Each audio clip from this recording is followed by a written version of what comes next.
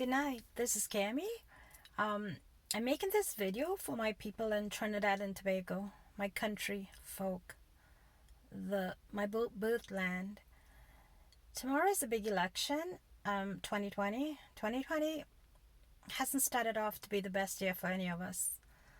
Worldwide, countrywide, um, we've been having some challenges.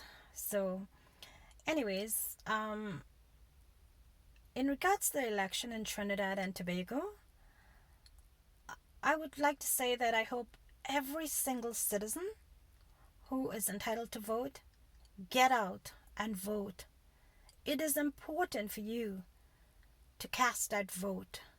Whichever party it is that you choose to affiliate with and you think that can give you the best result, it is your personal choice.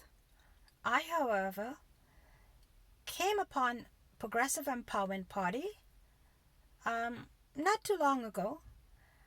Actually, someone from Trinidad had mentioned Philip Edward Alexander to me, and I started looking at him.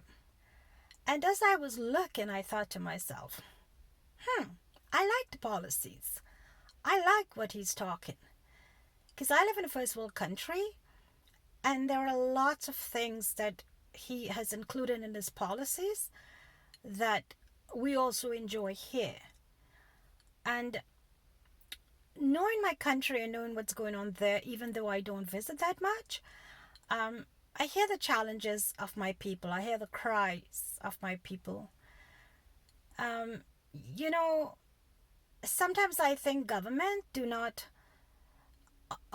try to understand what all their citizens are going through. I mean, you cannot take care of part of the population while the other part suffers. I think what we need is a caring government, a government that has heart, that cares about its people, and it's willing to put people first.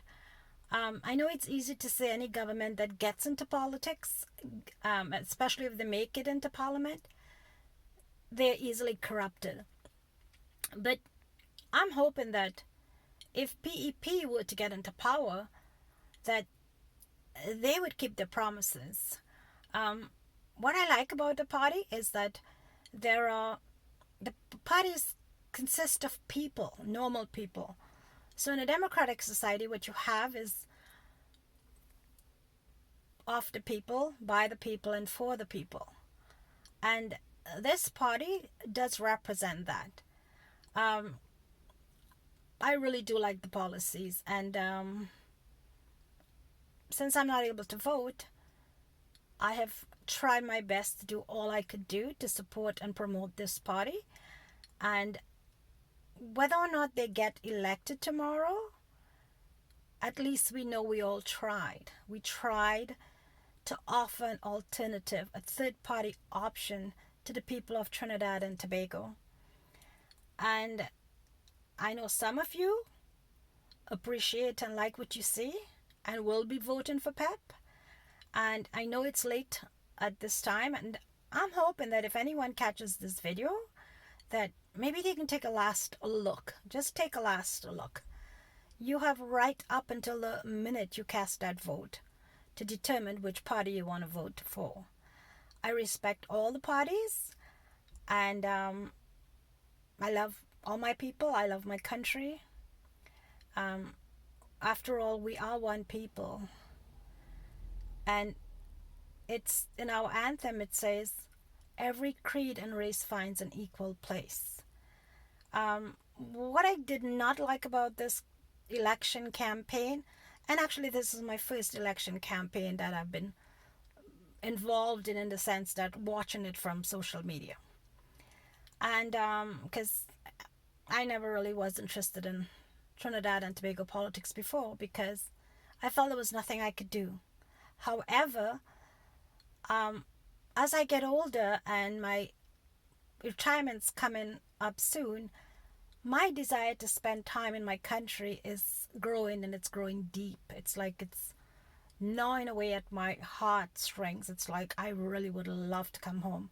So anyways, on that note, I support PEP, and I hope that you all can take a look at PEP last minute and decide whether or not it's a party you want to support. Now, the thing about the campaign and that I did not like what I see. The mudslinging, the race cult, the race baiting, the hamper politics, the giving citizens who are poor and need more than just a little handout, to give them a handout at just before election so they can feel obligated to vote for the party in question. um, I find that not to be a very democratic process.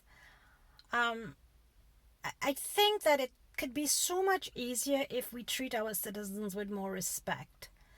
And I know normally in a democratic society they always say, given any sort of gift in exchange for a vote is not, it's not legal. But then I see that that's the way Trinidad operates. So I mean, I can say I don't believe that we should be doing that. But anyways, I just did not like the extensive amount of mudslinging and propaganda, the race bait, and it seems that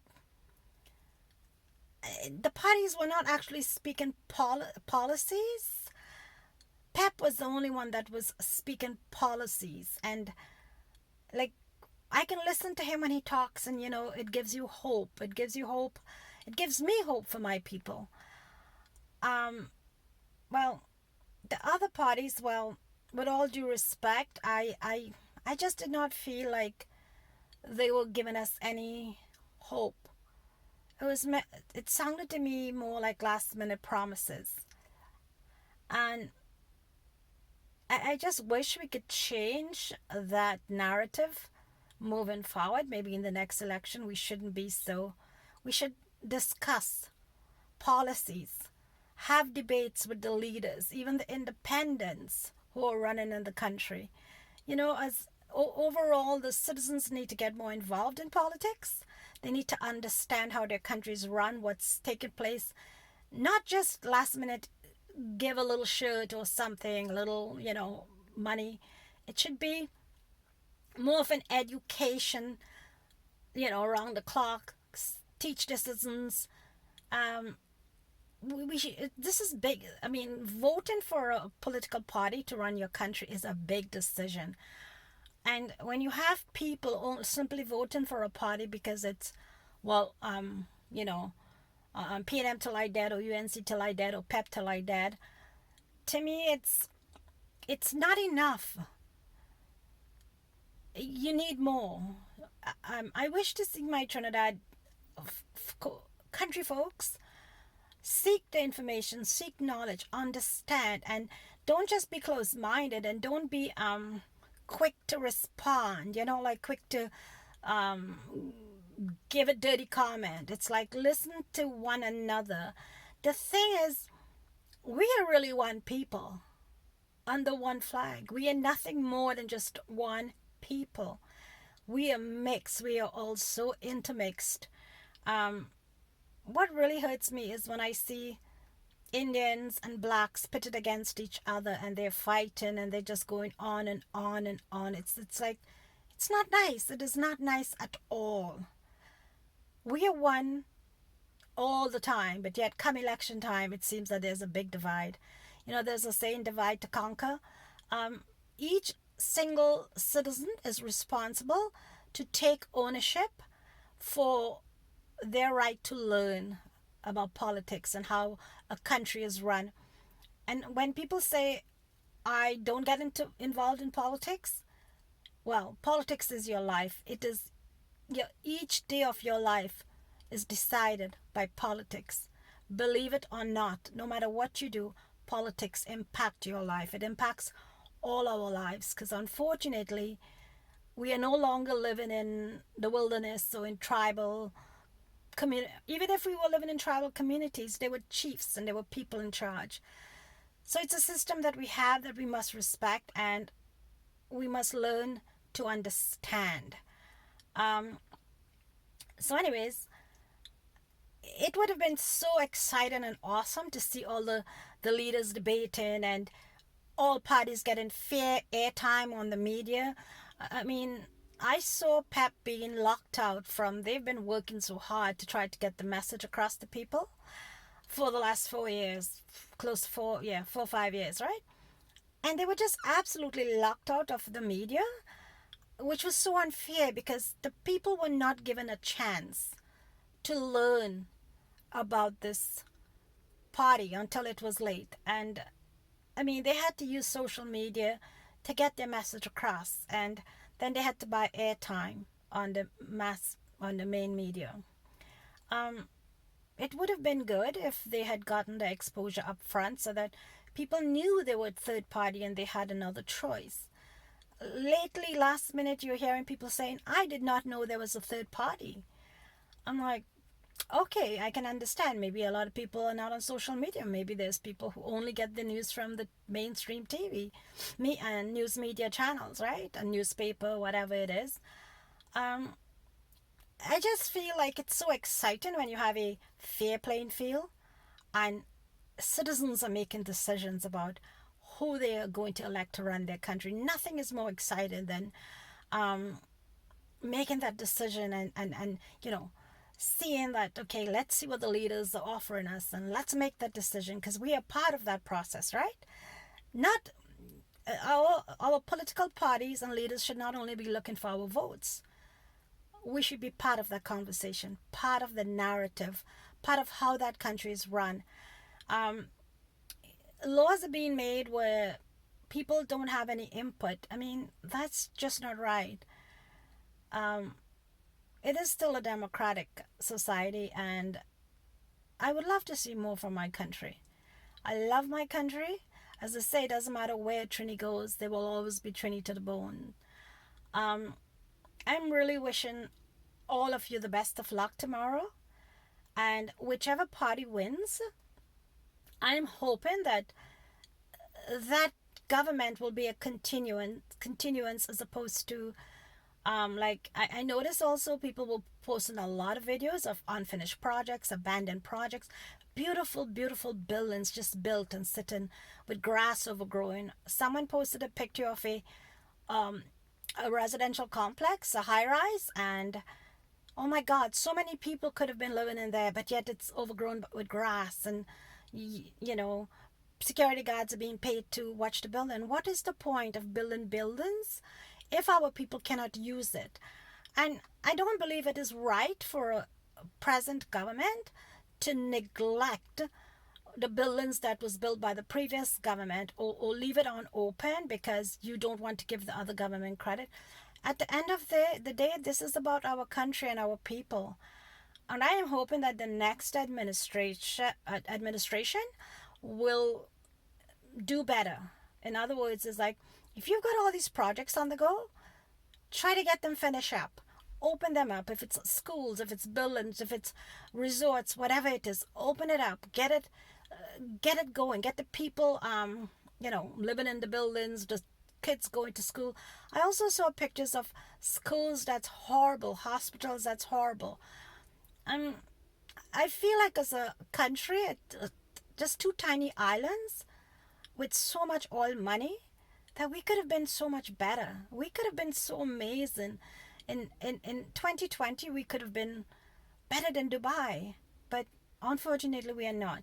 Anyways, as they say, there's always new hope for tomorrow and a better future. And I'm optimistic as much as I'm on pins and needles, and I'm excited to see what happens and a little bit scared as well because I'm wishing for the best for my people and my birth country. Um, I would love for them to have the same facilities that I enjoy in a first world country. It would be nice to hear my people, oh, we have running water. Oh my goodness. I just opened my tap and water's running. Oh, I can flush my toilet any time of the day or night. I could do my laundry. Oh, my power it never goes. I can flick on my switch and the light's on. Oh my, I can drive on the roads and I have no potholes to swerve, you know. Um, I don't get punctured tires. I don't get damaged vehicles. And another thing that I noticed that people were complaining about is that they're being fined for because their car's not road worthy. They're being deducted demerit points and all that stuff. Well, you know what? In our first world country, we have that system. But our roads are vehicle worthy, meaning we have very good roads and they pave our roads on a continual basis. We don't get our roads paved only at election time. Our roads are paved when it needs to be paved. We as citizens, if we file a complaint about something, it's attended to. When we apply for services, we get our services. We don't have to pay bribe money to get that service. You apply for your passport, you're supposed to pay 200. You get it within 5 days, 10 days, whatever the days, you get it. You want it earlier, you pay that extra money as a to speed up the process, and everybody pays that. It's a standard. We don't have to pass bribes to the service attendant. Those are not, systems should not work like that. So anyways, enjoying the type of life we enjoy in a first world country, I would love to see my two beautiful islands become similar to this. I mean, Trinidad and Tobago is a paradise when it comes to natural nature, beauty, beaches. I mean, what those two beautiful islands have to offer, tourists will spend money to come to those islands. Now, it would be amazing if we could, make our two islands more sustainable, get people to, do agriculture and other types of, projects you can create at home. That's not my forte. That's up to the government. But tourism can be big, big. You have so many people in North America who look for places, warm, beautiful, small, quaint islands to go to in the winter time. And they will spend their money. They come in for their tan, they come in for the hospitality, and they will spend their money. But you know what? They need to be in a safe place. You cannot come to an island where you have to be worried about being attacked, held at gunpoint, even murdered. It's a scary thing for people to go on vacation and have to worry about. I know the last time I was in Trinidad and Tobago, I was not comfortable. I always felt uneasy and I always felt scared and I always felt like no one would have been able to protect me if someone wanted to do something to me. So there's a lot more I could say, but I just wanted to do this video in hopes that maybe some people will view it and make the right choice when they vote tomorrow.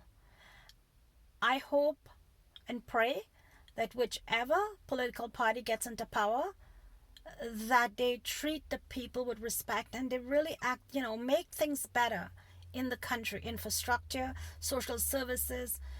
Use a first world model and mirror that and, try to make sure it works. Don't just say, well, I'm going to build a building and you're going to build a building to give the people hope and then it's abandoned, it's just left there, it's doing nothing. It's waste. It's a waste of money. It's a separation of people. And it's a bit like, sometimes I feel like people in Trinidad have actually started to feel very oppressed. Anyways, I want to wish everybody best of luck tomorrow. I want to wish all the parties, the two major parties, the third major party, because PEP has got 28 candidates, so they are major. So, and all the independents, I wish everybody the best of luck. I'm rooting for PEP. I'm a PEP supporter, and I would really I'm hoping for a miracle. But anyways, at the end of the day, whichever government is elected, I guess it has to be respected. We all have to respect that. That's what the people wanted, as long as it was a fair and democratic process. So anyways, well, thank you very much for listening to me, and all the best tomorrow. I love you all in Trinidad and Tobago. You're my people. You'll always be my people. My kinfolk, we are all one. Remember, it's one people under one flag. And we says that every creed and race finds an equal place in Trinidad and Tobago. And in 2020, I can tell you, when I left Trinidad and Tobago, I always bragged and boast and told everybody about my beautiful country and how we live as one. We celebrate each other's festivities, Muslim, Christian, Hindu. We all live as one. I used to go to mosque. I went to temple. I went to church. I mean, like, we go to crusades. We dated each other. It didn't matter what, And we celebrated each other. And we lived in, well, when I was growing up, we lived in harmony. I see so much racism in my country today that I have never seen in my time. Anyways, I really wish that this could change. I really wish. So, all the best and good luck. Let's see what happens tomorrow. Thank you. Bye bye. Have a good night.